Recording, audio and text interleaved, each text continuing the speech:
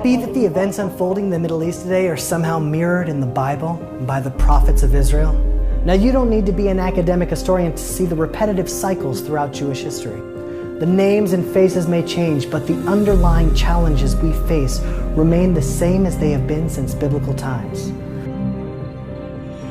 Ma'aseh avot siman labanim. Our sages tell us that the lives of our fathers are a sign for their children. The lives of our ancestors written in Scripture are the blueprint for our own. At the time of the destruction of the temple 2,500 years ago, Israel was faced with two empires that sought their destruction. The first were the Babylonians. Their leader Nebuchadnezzar ravaged Jerusalem and destroyed the temple, murdering over 100,000 Jews and exiling the survivors to Babylonia. The first time Israel was faced with nuclear destruction was in 1981 with Iraq. Iraq is modern-day Babylon. Same place, same cities, same people. Amazingly, the leader of Iraq at that time, Saddam Hussein, pronounced himself as the reincarnation of Nebuchadnezzar, conqueror of the Jews. As Saddam was building a nuclear bomb, he called the reactor Tammuz, the name of the month the walls of Jerusalem were breached during Nebuchadnezzar's siege of Jerusalem before the destruction. Hussein ordered that the ancient city of Ur in Babylon be restored. Like Nebuchadnezzar 2 millennia earlier, each new brick was inscribed, this time with Saddam's name.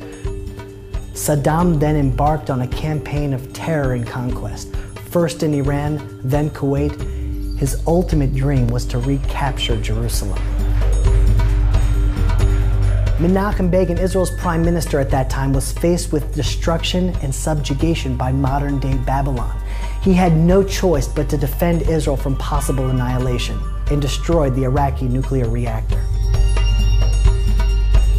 The book of Daniel prophesies about the downfall of Nebuchadnezzar, king of Babylon. He was driven from mankind. He ate grass like an ox. His body was washed by the dew of heaven until his hair grew like eagle's feathers and his nails were like birds' claws. Could these events prophesied about 2,500 years ago be a sign of what's to come for our generation?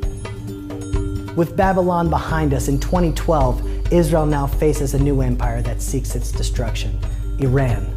Iran is modern-day Persia, whose leader Haman issued a decree sealed by the king to annihilate every Jew in the vast Persian Empire on one day, encompassing the entire Middle East and beyond. The stories of our ancestors will serve as signs for their descendants. The parallels between Haman and the president of Persia, Ahmadinejad of Iran, are undeniable. So much so that Prime Minister Netanyahu gave a gift to President Obama in March 2012. The Scroll of Esther. A modern-day Persian president that calls for the annihilation of all Jews, both young and old, children and women, in one day. How do you annihilate everyone in one day in 2012?